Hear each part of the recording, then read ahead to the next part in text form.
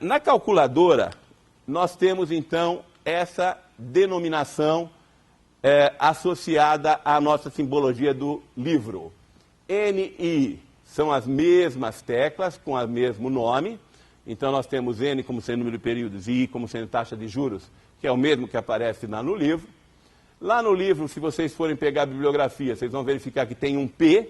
Este P representa PV, o valor presente. Vocês vão verificar que existe um R. Este R representa um PMT, um pagamento, uma prestação. E este S representa um valor futuro. Quando nós formos fazer os cálculos, basicamente nós vamos trabalhar com estas teclas. Então, por que eu estou falando dessas outras coisas e não estou diretamente mexendo com essas teclas? Porque, para vocês perceberem que é muito simples, você tem apenas 5 teclas para apertar e você vai ter o resultado. Logo, repito, o teu problema não está em que tecla apertar, mas está em saber, ou melhor, o teu problema não está em apertar a tecla, mas está em saber que tecla apertar. Então, é por isso que eu estou me prendendo um pouquinho aqui na nossa denominação tanto gráfica, e já vou falar da algébrica, porque se você montar essas duas representações, fazer o cálculo fica extremamente simples. Aliás, só aproveitando, se porventura você não tiver uma HP 12C e que estas aulas fazendo os cálculos, você pode entrar aqui neste endereço, que você encontra um emulador, né, da HP 12C, que é esse daqui, ó. Isso aqui nós baixamos da internet, só para vocês terem uma ideia de como funciona. Por exemplo, ó, 100 mil, o que você vai fazer? 1, 0, 0, 0, 0, 0, claro, né? 100 mil, ok? Isso será um PV, ó, PV, certo? O que é que nós estamos dizendo, então? Nós entramos com 100 mil como sendo um valor no presente. Nós estamos dizendo aqui que o nosso horizonte de planejamento do exemplo é de 12 períodos. Portanto, 12 períodos aqui, 1 e 2, é o nosso N, é o nosso número de períodos. E nós estamos dizendo que esse dinheiro está sujeito a uma taxa de juros de 1% ao mês. 1 como sendo a taxa e o I para embutir. O que nós fizemos aí? Nós fornecemos para a calculadora esses dados. Nós fornecemos assim, eu tenho 100 mil hoje, eu tenho 12 períodos, eu tenho 1% de juros. E a partir daí eu posso solicitar aquilo que eu desejo. Imagine, por exemplo, que eu quisesse saber qual é o valor dessa aplicação no futuro. Bastaria eu apertar o FV e eu teria aqui no futuro direito a receber 112.682 dinheiros e 50 centavos. 112.682 dinheiros e 50 centavos, ou reais, ou dólares, enfim, unidades monetárias. Portanto, fazer o cálculo é muito simples. Aqueles que não tiverem HP, é só entrar então no endereço que está aqui, ó, que vocês conseguem baixar um emulador, e esse emulador costuma funcionar muito bem, costuma não dar problema e fazer os cálculos de maneira bastante fidedigna. Se você tiver a calculadora, ótimo mesmo, porque você vai utilizar bastante. De qualquer forma, não tendo a calculadora, se você baixar nessa página, você consegue acompanhar o curso fazendo também os cálculos conosco. Bem, falamos da nossa representação gráfica, não se preocupe com aquelas teclas que eu apertei, a gente vai voltar a elas fazendo exercício, não se preocupe com isso. Vamos ver como é que a gente monta as situações para aquilo que a gente chama de representação algébrica, tá? O que nós vamos tentar fazer agora? Se essa representação gráfica é aquilo que eu tenho isto, é a fotografia do meu investimento, é a fotografia daquilo que eu estou analisando, é a radiografia daquilo que eu estou analisando. E a minha representação algébrica vai me dizer o que é que eu vou fazer com isso que eu tenho, como é que eu vou atuar com isto que eu tenho. E a forma como eu vou atuar com isto que eu tenho, a gente vai fazer em cima da nossa anotação. Sempre fazendo da seguinte forma: fatores do que eu tenho para o que eu quero. Sempre assim, fator do que eu tenho para o que eu quero. Eu virei ao meu fluxo de caixa, ao meu fluxo gráfico, e eu identifico no meu fluxo gráfico os valores que eu tenho. Então aqui eu terei o valor e uma letra identificando aquilo que eu tenho. O valor que está no fluxo, ou os valores que estão no fluxo, que normalmente eu não tenho um único, os valores que estão no fluxo, cada um deles individualmente, é aquilo que eu tenho, e aí eu vou dizer aquilo que eu quero, em cima desta notação. Isso para um determinado número de períodos e uma determinada taxa de juros. Essa notação eu posso montar tanto para a calculadora HP, quanto pela anotação do livro, aí fica a critério daqueles que desejarem acompanhar pelo livro ou quiserem fazer direto os cálculos pela HP. O que é importante? Que a gente monte essa representação algébrica, porque muito embora a hora que a gente está falando de 100 mil, 12 meses e 1%, você está falando de uma coisa direta, muitas vezes não funciona dessa maneira. Você tem aportes de capital no meio do caminho, você tem custos diferentes no meio do caminho, você tem parcelas que vão entrando sequencialmente, que param em um determinado momento, e você pode fazer um aporte adicional, você vai pagando isso até um determinado ponto, mas deixa rendendo até outro. Então, na vida real, a gente não tem coisas tão simples quanto sai o dinheiro aqui e entra o dinheiro aqui. Então, é necessário que a gente monte essa estruturação, que a gente faça uma modelagem matemática da situação que a gente está analisando, porque essa modelagem matemática vai permitir que a gente faça os cálculos muito rapidamente. Como nós vamos colocar o dinheiro, o que eu tenho para o que eu quero, vai ficar muito simples. Ó. Eu tenho o valor aqui, que é um PV. O número de períodos é o que eu estou considerando, a taxa é o que eu estou considerando e o FV é o que eu estou buscando. Então fica muito mais simples de fazer o cálculo e se você estiver falando de um projeto mais elaborado, você não vai se perder no meio do caminho. Então, como é que funciona a nossa brincadeira? O que é esse triângulo de equivalência? Esse triângulo de equivalência, ele tem em cada uma de suas 3 pontas aquelas letras que nós comentamos agora há pouco na simbologia. Numa das pontas, o PV, ou o P. Na outra ponta, o S, ou o FV. Na outra ponta, o R, ou o PMT. Portanto, valor presente, valor futuro e o pagamento. O que nós vamos fazer? Sempre do que eu tenho para o que eu quero. Então eu posso ter um P e querer o S, ou posso ter um PV, quero o FV. Eu posso ter um S e querer o P, ou seja, é o caminho de volta, né? Eu teria aqui o FV, aqui o PV, e interligação dessas pontas. Deem uma olhada mais de perto nessas notações, que elas são importantes.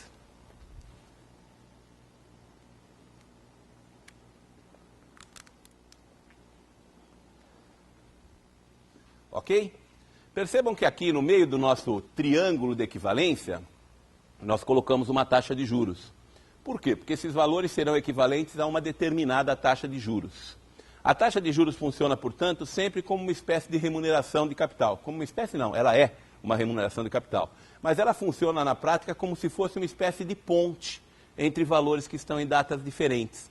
Se nós estamos dizendo que valores em datas diferentes têm quantias em datas diferentes têm valores diferentes, nós precisamos de lembrar que, de alguma maneira, nós temos que levá-los para uma mesma data para podermos, então, fazer a análise. Aliás, nasce daqui. Nossa primeira regra, não é nem a regra número 1, hein? A nossa regra número 0 da matemática financeira. Não se pode somar, subtrair ou comparar valores que estejam em datas diferentes. Isso é muito importante. A gente não pode esquecer em hipótese alguma, porque isso aqui é o que dá origem a tudo isso que nós estamos conversando. É isso que dá origem ao mundo dos negócios. Quem tem dinheiro para você usar, você vai ter que pagar. Se você tem dinheiro, se alguém quiser usar o seu dinheiro, você vai querer receber. Portanto, não se pode somar, subtrair ou comparar dinheiros que estejam em datas diferentes, porque dinheiros em datas diferentes têm valores diferentes. E se eles têm valores diferentes, eles não podem ser comparados. Para eu poder comparar, eu tenho que fazer com que eles cheguem numa mesma data. E esse é o objetivo da matemática financeira, ó, a questão do dinheiro no tempo. É exatamente isso que a gente faz na matemática financeira. Desloca esse dinheiro no tempo para que a gente chegue com eles numa mesma data e aí sim, nesta mesma data, a gente possa fazer a soma, a subtração ou comparar. Então não se pode comparar, somar ou subtrair dinheiros que estejam em datas diferentes, nossa regra número 0. E é importante por quê? Porque sempre, absolutamente sempre que a gente estiver falando de um investimento, nós estamos falando desta condição, ó. Se eu estou falando do investimento, eu estou falando que sai dinheiro, passa o tempo e volta dinheiro. Sai dinheiro, passa o tempo e volta dinheiro. Sempre assim. Sai dinheiro, passa o tempo, volta dinheiro. Claro que eu estou falando aqui de um investimento, né? Ó, sai dinheiro, estrutura de tempo, entra dinheiro. Se eu estivesse falando de um financiamento, é o outro lado da mesa. Sempre que tem alguém investindo é porque tem alguém sendo financiado. Sempre, absolutamente sempre. Quando você vai ao banco, por exemplo, e faz um investimento, por que é que o banco paga pelo seu dinheiro? Porque ele sabe que logo mais você vai levantar da mesa do gerente, vai sentar uma outra pessoa na mesa do gerente, desse ou de uma outra agência qualquer, e ao sentar na mesa dessa outra agência qualquer, vai pedir dinheiro emprestado. E a hora que pedir dinheiro emprestado, vai ter o quê? Vai ter a cobrança de juros. Então ele paga juros para você, por quê? Porque ele vai receber depois, né? Então, ao outro lado, a contrapartida do investimento é sempre o financiamento. Se você tem um investimento é porque do outro lado da mesa alguém está sendo financiado. Não importa se esse alguém é uma pessoa física, não importa se esse alguém é uma pessoa jurídica, não importa se esse alguém é o Estado, mas sempre alguém está pegando esse dinheiro e está pagando por ele. Logo, se você está investindo, você está recebendo. E se você for pegar, você vai pagar por ele. E alguém investiu e está recebendo. Então, quando a gente está falando de um investimento, a gente fala que sai dinheiro, passa o tempo, entra dinheiro. E o financiamento é o inverso. Entra dinheiro, passa o tempo, sai dinheiro. Mas sempre entre um e outro existe uma estrutura de tempo. E essa estrutura de tempo é que não me permite dizer se um investimento é bom ou ruim antes de deslocar o dinheiro no tempo. Por exemplo, vamos voltar aos nossos 100 mil aqui, ó. Imagine que alguém lhe oferecesse um investimento de 100 mil dinheiros hoje, para que você recebesse 110 mil dinheiros, 110 mil reais, né? Dentro de 12 meses, por exemplo. 12 meses. O que é isso? Isso é bom ou isso é ruim? É bom receber 110 mil daqui a um ano por 100 mil que você investiu ou é ruim? Ora, para eu saber se isso é bom ou ruim, o que é que eu teria que fazer? Ou pegar estes 100 mil e deslocar até a data 12, para comparar com 110, ou pegar os 110 e deslocar até a data 0, para comparar com os 100. Qual o caminho? De lá para cá ou daqui para lá? É indiferente. Mas eles terão que chegar no mesmo ponto para poderem ser analisados. E para poder deslocar esse dinheiro no tempo, para poder analisar esse dinheiro no tempo, a gente precisa de uma ferramenta que se chama taxa de juros. A taxa de juros, portanto, funciona como essa espécie de ponte entre os dinheiros que estão em datas diferentes.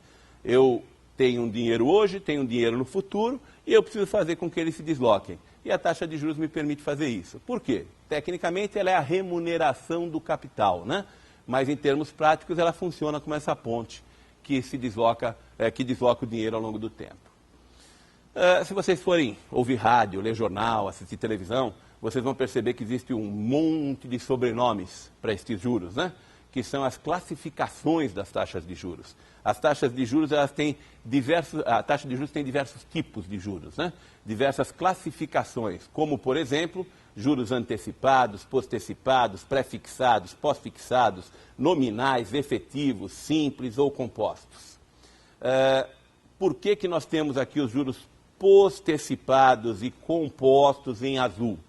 Esses juros postecipados e compostos estão em azul porque essa é a forma como o mercado trabalha. A regra de mercado é de juros compostos e postecipados. A enorme maioria dos negócios que são feitos no mercado são feitos a juros compostos e postecipados. Muito embora existam dinheiros feitos a juros antecipados, ok? Então essas modalidades todas, elas existem, todas elas são legais, todas elas funcionam, você encontra negócios com elas, muito embora a prática seja composto e postecipado, por isso que ela está em azul, e é assim que nós vamos trabalhar já quando a gente começar a fazer cálculo com a matemática financeira, quando a gente começar a fazer cálculo com o HP. Então, quando nós formos fazer os cálculos do HP, nós vamos trabalhar sempre com juros compostos e postecipados. Mas o que é cada um desses juros para aqueles que não conhecem? Juros antecipados. Juros antecipados são os juros cobrados no início de cada período. Por exemplo, claro que se o antecipado é cobrado no início, o postecipado é cobrado ao final de cada período. Então nós temos que no início de cada período antecipado, no final de cada período o postecipado. Por exemplo, eu estou dizendo que aqui se investiu 100 mil para se receber 110 mil aqui. Então o que nós estamos dizendo? Nós estamos dizendo que ao longo desses 12 períodos, nós estamos recebendo de juros 10 mil dinheiros. É isso que nós estamos dizendo, né? Eu apliquei 100 mil e recebo de juros 10 mil por esse dinheiro que eu apliquei durante 12 períodos. Ora, isso que eu estou mostrando aqui, eu apliquei 100 para receber 110, trata-se de um negócio feito a juros postecipados. Por quê? Porque eu investi e depois recebi. Eu recebi no final do período. Mas existem negócios que são feitos com juros antecipados, com juros pagos ou recebidos no início de cada período. Por exemplo, vamos imaginar que os mesmos 10 mil de juros não fossem pagos postecipadamente, mas fossem pagos antecipadamente. Como é que funcionaria essa brincadeira? Se eu estivesse fazendo um negócio de 100 mil dinheiros a juros antecipados, o que é que teríamos aqui, ó? Se são antecipados, esse negócio de 100 mil prevê que dentro de 12 meses eu vou receber 100 mil, ou vou pagar de 100 mil, depende do lado da mesa que eu estiver. Como nós estamos dizendo que a taxa de juros é de 10%, ao invés de eu investir aqui 100 mil, eu estaria investindo ou recebendo 90 mil. Claro que em ambos os casos nós estamos falando de uma quantidade de juros de 10 mil reais, de 10 mil dinheiros. Então eu tenho 10 mil dinheiros no investimento de 100 para 110, como eu tenho 10 mil dinheiros no investimento de 90 para 100. Em ambos os casos eu estou falando de 10 mil. Só que sobre que valor? Então os 10 mil que eu estou pagando é sobre que valor? Quando eu estou falando aqui dos 100 mil, eu tenho 10 mil pagos em cima de 100 mil. Quando eu estou falando de 90 mil, eu tenho 90 mil e eu tenho 10 mil pagos em cima de 90 mil. Só que tanto o negócio feito em preto quanto o negócio feito em vermelho estão sendo feitos a uma taxa de juros de 10% ao período. 10% aqui por estes 12 meses, no caso, né, do nosso exemplozinho aqui. Então, ambos estão a 10%. Qual a diferença? É que aqui nós estamos falando de 10% antecipados, enquanto aqui nós estamos falando de 10% postecipados. Então, quando nós falamos de taxa de juros, nós temos a modalidade antecipado e postecipado. Ambos existem no mercado, aliás, juros antecipados é uma modalidade de juros muito utilizada no mercado, quando se faz a operação de desconto duplicata, operação de recebíveis, que a gente faz para poder obter capital de giro. Então, é muito comum que as empresas faturem aquilo que vendem, né? E esse faturamento gera-se uma duplicata e vai ao banco a duplicata e desconta essa duplicata. Por isso que se chama operação de desconto. E essa operação de desconto é feita a juros antecipados. Você chega lá com 100 mil de duplicatas, o seu gerente vai te entregar 90 mil se ele disser que é de 10% a taxa que ele está praticando. Então, você está falando que este negócio foi feito a taxa de juros antecipados. Portanto, juros postecipados pagos no final, juros antecipados pagos no início. Nós temos aqui outras duas modalidades, ó, pré e pós-fixados. O que muda com relação a isso, pré-fixado ou pós-fixado? Como o próprio nome diz, o pré-fixado é estabelecido no momento da assinatura do contrato. Quando eu assino o contrato, quando eu vou lá e assino um contrato de financiamento, um contrato de investimento, eu já defino de antemão qual é a taxa de juros que vai ser praticada. Por quê? Porque essa taxa está pré-fixada, está estabelecida no momento da assinatura do contrato. A pós-fixada, como o próprio nome diz, vai ser fixado no vencimento do contrato. Claro que não fica aberta, você tem os parâmetros que vão te dizer de quanto vai ser essa taxa de juros. Ah, será TJLP, vai ser 2% ao ano mais a TR, vai ser 5% mais IGPM, vai ser a média das aplicações no dia do vencimento, enfim, vai ter alguma forma de você fixar isto, mas você só vai ficar sabendo quanto é esta taxa quando efetivamente vencer o seu contrato. Então, pré-fixada no início, fixada a priori, pós-fixada, fixada no momento do vencimento. Juros nominais, efetivos e reais. Se nós pegarmos hoje, por exemplo, e sairmos perguntando por aí quanto é que o Brasil paga em termos de taxa de juros, vai ser muito comum nós ouvirmos que ele paga 7,25%, que é a taxa Selic. Quanto o Brasil paga de juros? 7,25%. Mas, na verdade, ele não paga 7,25% de juros. Por quê? Porque essa é uma taxa nominal. E por que ela é uma taxa nominal? Porque a economia brasileira é uma economia que vive dentro de um ambiente inflacionário. Então, se ela vive dentro de um ambiente inflacionário, esses 7,25% é uma composição entre taxa de juros e correção monetária. Taxa de juros, remuneração do capital. Correção monetária é desvalorização do capital. Então, se você pegar a taxa de juros nominal de 7,25, um pedaço é remuneração, um pedaço é recuperação. E é a mesma coisa? Não, isso não é remuneração, eu estou recuperando o capital. Aqui está a remuneração. Então, quando a gente diz que o Brasil tem uma taxa de juros nominal de 7,25, É porque a taxa efetiva de juros do Brasil, se nós pensarmos em alguma coisa como 5,5%, a inflação que nós temos tido correntemente, perto de 6%, nós estamos dizendo que o Brasil paga qualquer coisa em torno de 1%, 1,5% de juros reais ou efetivos ao ano, não é isso? Então, embora a taxa nominal seja de 7,25%, a taxa real ou efetiva é de alguma coisa em torno de 1%. Por quê? Porque o restante é correção monetária. E aí nós temos, então, juros simples e juros compostos. E o que são juros simples? Primeiro, qual é a diferença, né, entre juros simples e juros compostos? Olha, aqui nessa caixa nós estamos dizendo assim, ó, que a diferença básica entre ambos é que os juros simples, eles incidem sobre o principal, enquanto que os juros compostos incidem sobre o principal mais juros vencidos. Então, quando nós estamos falando de juros simples, os juros incidem exclusivamente sobre o principal.